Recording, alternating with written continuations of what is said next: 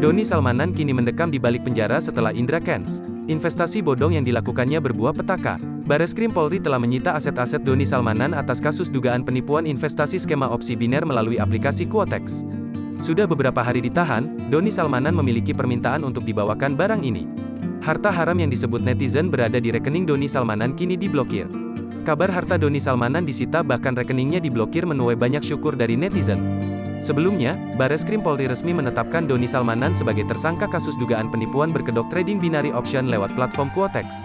Sudah resmi menyandang status tersangka, Doni Salmanan ditahan di rumah tahanan, Rutan Bareskrim Polri. Adapun aset yang disita oleh pihak kepolisian berupa rumah senilai 14 miliar rupiah, mobil mewah serta motor-motor mewah yang ada di rumah Doni Salmanan. Penyitaan semua aset Doni Salmanan ini disaksikan langsung oleh sang istri, Dinan Fajrina.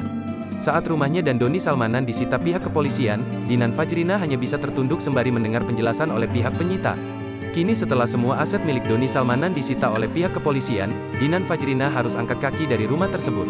Kini nelangsa jatuh miskin, terungkap kondisi Doni Salmanan di penjara.